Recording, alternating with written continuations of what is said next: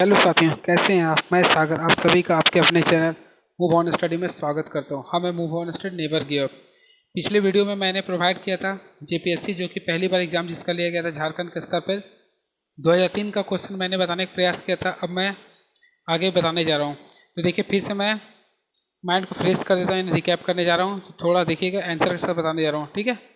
झारखंड की सबसे बड़ी जनजाति क्या है? इससे पहले वाले वीडियो में मैंने पूरे फैक्ट के साथ समझाने का प्रयास किया, वो भी करेंट अफेयर के साथ। तो इस वीडियो में आप बने रहिए, केवल आंसर प्रोवाइड करता हूँ और जो पूरा फैक्ट्स लायक होगा मैं बता दूंगा, ठीक है। चलिए, झारखंड में सबसे बड़ी जनजाति है, तो इसका राइटली आंसर होगा संथाल जनजाति। झारखंड की सबसे बड़ी जनजाति संथाल जनजाति, जो कि संथाल परगना के अंतर्गत आती है, ठीक है दोस्तों। संथाल परगना का हेडक्वार्टर दुमका है, जो कि झारखंड का उपराजधानी है, और दुमका का गठन हुआ था 1855 में। चलिए दोस्तों, नेक्स्ट क्वेश्चन, कौन सी जनजाति झारखंड के अलावा और कहीं नहीं पाई जाती है? तो आप लोग को मैं बताया था झारखंड में कुल 32 प्रकार की जनजाति हो, जिसे कि 24-8 के कॉम्बिनेशन में बांटा गया। 8 जनजाति थे, ये आपका आदिम जनजाति थे। बाकी ये जो 24 जनजाति ये जो पाए जा रहे थे, ये यानी कि प्रायोगिक जनजाति बोलते हैं। तो इसमें से एक ऐसा जनजाति जो केवल झारखंड में पाया जाता है, वह आप कहोगे बिरहोर, यानी बिरहोर जनजाति केवल झारखंड में पाया जाता है। बाकी मुंडा, संथाल, उराव आपका झारखंड के पड़ोसी राज्य, चाहे बिहार हो, चाहे बंगाल हो, छत्तीसगढ़ हो, या इस टाइप में पाया जाता है, ठीक है। और भारत की सबसे बड़ी जनजाति, भारत की सबसे बड़ी जाति है भील है, जो कि भील का अर्थ होता है धनुष, और उसके बाद होता है गौंड जनजाति, जो कि मध्य प्रदेश में सबसे ज़्यादा पाई जाती है। भील जनजाति राजस्थान में पाई जाती है, ठीक है दोस्तों। चलिए, राज्यपाल का वेतन किस पर आधारित होता है? देखिए, सबसे पहले राज्यपाल का जो वेतन होता है वह संचित निधि के अनुसार आता है, राज्य की संचित निधि के अनुसार। और जो देश का जो राज्यपाल होता है, राज्यपाल के जो अपॉइंटमेंट होता है, राज्यपाल का जो अपॉइंटमेंट होता है वो आर्टिकल नंबर चुनाव जो, यानी देश में एक राज्य में एक राज्यपाल जो होता है वो आर्टिकल नंबर 153 के तहत होता है, ठीक है दोस्तों। और इसमें ये बताता हूँ, राज्यपाल को जो शपथ ग्रहण होता है आर्टिकल नंबर 160 के अंतर्गत होता है, ठीक है। अब मैं ये बताना चाह रहा हूँ झारखंड के राज्यपाल के बारे में। तो झारखंड का वर्तमान राज्यपाल रमेश बैस है। झारखंड का वर्तमान राज्यपाल रमेश बैस है, जो कि 10वें नंबर का है, ये इंपॉर्टेंट हो सकती है। और सबसे लंबे टर्म के लिए जो राज्यपाल रहे थे वो झारखंड की पहली महिला राज्यपाल द्रौपदी मुर्मू रही थी। इन्होंने अपने टर्म के पूरे 5 साल से भी ज़्यादा टाइम दिए, यानी द्रौपदी मुर्मू ये एक उड़ीसा के रहने वाली थी, जो कि बीजेपी पार्टी से बिलोंग्स करती थी, और पहली महिला झारखंड की है। और एक ऐसी ये गवर्नर थी जो पूरे 5 साल का कार्यकाल पूरा किया, उससे भी ज़्यादा कर लिया। इसकी गठन हुआ था 18 मई 2015 से लेके आपका यानी कि 9 जुलाई 2021 तक रहा। चलिए आगे बताने जा रहा हूँ। और राज्यपाल का जो वेतन होता है वह 3.5 लाख होता है। इस चीज़ को आप लोग माइंड में रखिएगा, ठीक है दोस्तों। चलिए नेक्स्ट क्वेश्चन, झारखंड के वर्तमान राज्यपाल है, ये तो 2003 के एग्जाम का है, तो 2003 के मैं नहीं बात करूंगा, वर्तमान के बारे में बताता हूँ। झारखंड के वर्तमान राज्यपाल रमेश बैस है। कौन है दोस्तों? रमेश बैस है। इससे पहले यह उड़ीसा के राज्यपाल रह चुके हैं, ठीक है। अब मैं नेक्स्ट क्वेश्चन की ओर बढ़ता हूँ। झारखंड का पहला राज्यपाल की बात किया जाए तो प्रभात कुमार थे, ठीक है। और सबसे लंबे टर्म के लिए बात किया तो द्रौपदी मुर्मू है। और सबसे कम समय के लिए तो जो दूसरे बने थे विनोद कुमार थे, वो थे और कुछ समय के लिए बने थे वो, ठीक है। चलिए, हाइपरमोपिया बीमारी किसे कहते हैं? सॉरी, झारखंड में अबरक का सबसे अधिक उत्पादन होता है, स्थानीय भाषा में से क्या कहते हैं? तो झारखंड में सबसे ज़्यादा अबरक जो उत्पादन होता है वो हमारे डिस्ट्रिक्ट कोडरमा में होता है। और इसे हम लोग कोडरमा में होता है। कोडरमा का स्थापना 10 अप्रैल 1994 में हुआ था, हजारीबाग जिला से अलग होकर हुआ था, तो कोडरमा में हुआ था। अब यहाँ पे क्वेश्चन क्या बोल रहा, अबरक को स्थानीय नाम से क्या कहते हैं? इसे हम लोग माइका कहते हैं, जो कि इंग्लिश वर्ड भी है, ठीक है। चलिए, और ये भी बता देता हूँ, कोडरमा का सांसद अन्नपूर्णा देवी है, जो भारत के वर्तमान स्वतंत्र राज्य शिक्षा मंत्री बनी है, तो ये गर्व की बात है। और कोडरमा का सांसद भी है, और कोडरमा के विधायक नीरा यादव, जो कि बीजेपी पार्टी से बिलोंग्स करती है। चलिए अगला क्वेश्चन, हाइपरमोटोपिया की बीमारी है। देखिए, हाइपरमोटोपिया है ना, इसे हम लोग हिंदी में कहते हैं दूरदृष्टि दोष, इसे दीर्घदृष्टि दोष भी कह सकते हैं या दूरदृष्टि दोष।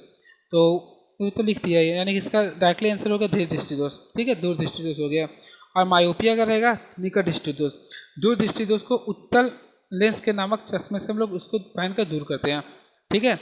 और इसका पावर ऑफ लेंस की बात की जाए ना, तो इसका प्लस में होता है।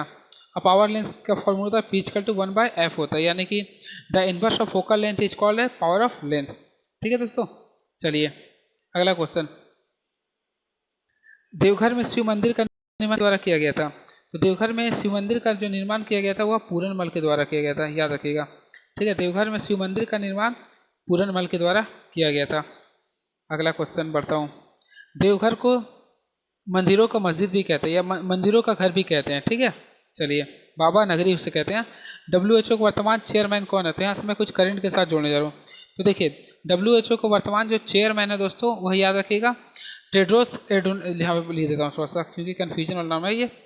टेड्रोस याद रखिएगा, उसकी मैं करंट के साथ लेके चल रहा हूँ। ठीक है, टेड्रोस एडेनोम है। ठीक है, एडेनोम है।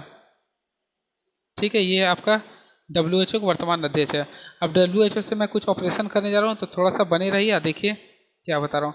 सबसे पहले देखिए WHO का फुल फॉर्म होता है दोस्तों World Health Organization. World Health Organization जिसका गठन यानी WHO का गठन आपका 7 अप्रैल 1948 में हुआ था। 7 अप्रैल 1948 में हुआ था और इसका हेडक्वार्टर जिनेवा है। कहाँ पे दोस्तों? जिनेवा। ठीक है, और इसका जो कार्यकारी अध्यक्ष के लिए झारखंड से बल्कि भारत से डॉक्टर हर्षवर्धन को चुना गया था 1 साल के लिए। ठीक है, चलिए नेक्स्ट क्वेश्चन की ओर बढ़ते हैं। और WHO में कुछ सदस्यों की संख्या 194 वर्तमान समय में। अगला विश्व क्या लिख रहा है? क्रिकेट विश्व कप 2003 में सबसे अधिक विकेट लेने वाले खिलाड़ी कौन था? तो 2003 जो विश्व कप हुआ था सबसे पहले उसका विजेता का नाम मैं बता देना चाहता हूँ। तो 2003 जो क्रिकेट वर्ल्ड कप हुआ था उसका विजेता था ऑस्ट्रेलिया, यानी ऑस्ट्रेलिया क्रिकेट जो टीम था ना वो 2003 के क्रिकेट वर्ल्ड कप का विजेता था। और ऑस्ट्रेलिया अब तक सबसे ज़्यादा टर्म यानी कुल 5 बार वर्ल्ड कप जीते हैं, जो कि एक वर्ल्ड रिकॉर्ड है। और इसके साथ साथ उनके कैप्टन रिकी पॉन्टिंग अब तक सबसे ज़्यादा वर्ल्ड ट्रॉफी जीतने वाले कप्तान है। उन्होंने अपने कप्तान में कुल 4 वर्ल्ड ट्रॉफी जिताए हैं, जो कि गर्व की बात है।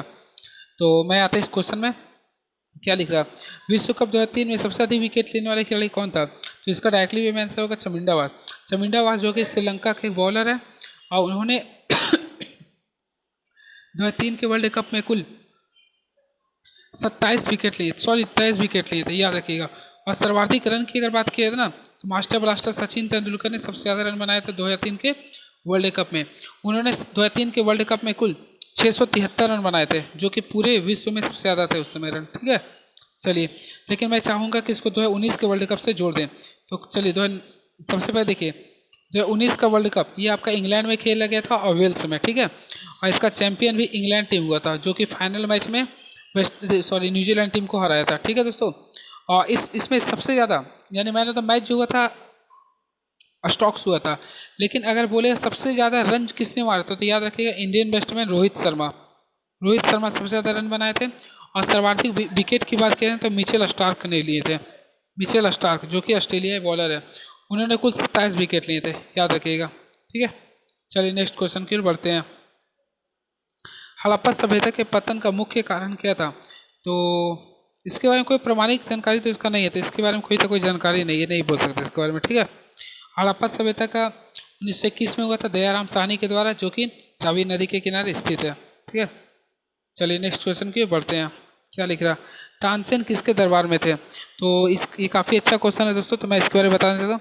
तानसेन जो मुगल सम्राट थे, तो मुगल सम्राट वो अकबर के दरबार में रहते थे। ठीक है, और उसके साथ साथ ये जो तानसेन ना वो एक संगीतकार थे, यानी कि वह संगीतकार थे, याद रखिएगा। इंपॉर्टेंट क्वेश्चन हो सकता है ये सब तो पीसीएस का ना।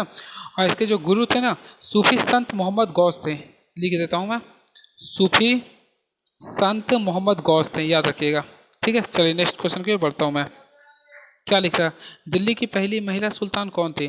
तो दिल्ली की पहला महिला सुल्तान थी जो रजिया सुल्तान थी। ठीक है, चलिए नूरजहाँ की बेटी थी। हर्षवर्धन मुख्य रूप से किस धर्म का संरक्षक थे? तो ये भी काफ़ी अच्छा क्वेश्चन है दोस्तों, मैं बताने जा रहा हूँ। हर्षवर्धन जो मुख्य रूप से, सबसे पहले हर्षवर्धन के बारे में बताने का प्रयास करता हूँ। हर्षवर्धन मुख्य रूप से बौद्ध धर्म के संरक्षक थे, इसके साथ साथ वह महायान यानी कि बौद्ध धर्म का यह संप्रदाय था जिसकी शिक्षा नालंदा विश्वविद्यालय में ली गई थी। ठीक है, और तो और मैं ये भी बताता हूँ हर्षवर्धन के जीवन काल में 2 राजधानियाँ थी, 2 राजधानी जो कि एग्जाम में पूछता है दोस्तों। तो इसकी पहली राजधानी था थानेश्वर। थानेश्वर थी, और दूसरी जो राजधानी थी वह कन्नौज थी। ये याद रखिएगा, ये राजधानी पूछता है, ठीक है, याद रखिएगा हर्षवर्धन। और इन्होंने 2 बुक भी लिखा था। अगला PNR से बुक ले, प्रियदर्शी का PNR था, इस सबसे तो मिस्टेक हो रहा है। अगला,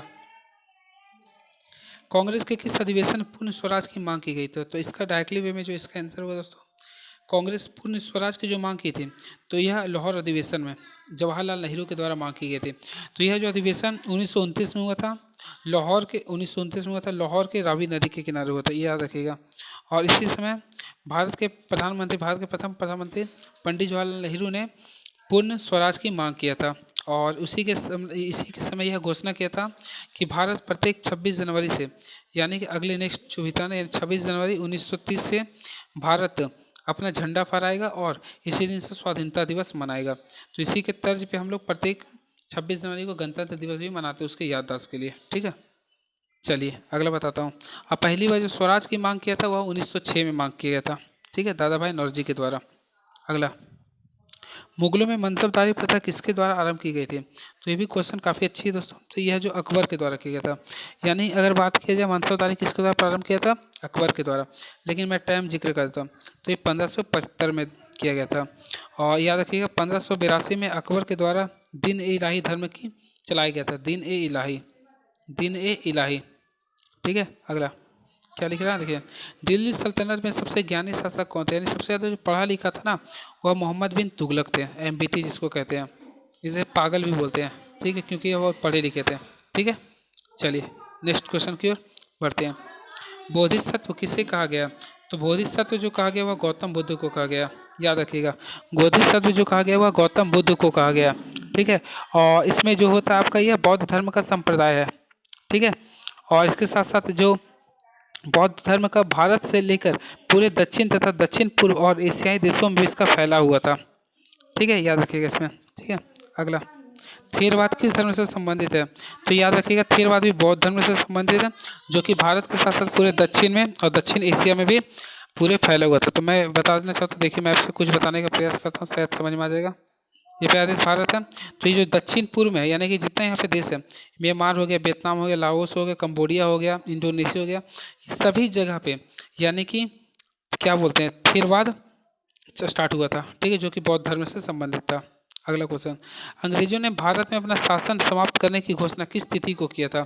तो अंग्रेजों ने भारत में अपना शासन जो किया था ना 1948 में किया था, जून 1948 में। काफ़ी देखिए यहाँ पे हस्तांतरण कर रहा था, इसलिए हम बोल रहे हैं हस्तांतरण किया था। अब ऐसे ही याद बता देता हूँ, भारत का जो स्वतंत्रता मिला है ना, तो एक अधिनियम यानी भारत स्वतंत्रता अधिनियम जो कि 18 जुलाई, याद रखिएगा, 18 जुलाई 1947 के अधिनियम के द्वारा भारत को स्वतंत्रता मिली थी, ठीक है। और भारत और पाकिस्तान जो 2 अलग राष्ट्र बने थे, वह माउंटबेटन योजना जो कि 3 जून प्लानिंग कहते हैं, इसके द्वारा बना था। और उसे माउंटबेटन आपका लॉर्ड बेवेल की जहाँ पे कार्यभार संभाल रहे थे, ठीक है। चलिए अगला क्वेश्चन क्या लिख रहा है, देखिए, ठीक है दोस्तों, मैं बताने का पूरा प्रयास कर रहा हूँ, भरपूर कर रहा हूँ। पेशवाओं की राजधानी कहाँ थी? सबसे पहले पेशवा क्या होता है, देखिए पेशवा के बारे में बता देना चाहता हूँ। पेशवा का पद मूल रूप से शिवाजी द्वारा नियुक्त अष्ट प्रधानों में एक होता था। यानी पेशवा जो होता था, इसमें याद रखिए अष्ट प्रधान जो होते थे उसी के लिए प्रमुख होता था। तो ये क्वेश्चन आता था, यानी कि अष्ट प्रधान का जिक्र किससे है? तो पेशवा से। ये आप लोग को लिख दीजिएगा। अब इसका आंसर आप लोग को देना, मैं नहीं बताऊँगा। देखता हूँ मैं आप लोग क्या अमल किए हैं, ठीक है दोस्तों। चलिए आज क्वेश्चन 20 लाने का प्रयास करूँ, और आने वाले कल में पूरे जितना क्वेश्चन दिख रहा पूरे ऑपरेशन के साथ मैं लाऊंगा, ठीक है।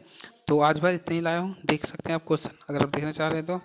और आने वाले कल में जितना क्वेश्चन सबका डिस्कशन के साथ लाऊंगा, पूरा विश्वास रखें, वही करंट के बेसिस पे मैं लाऊंगा।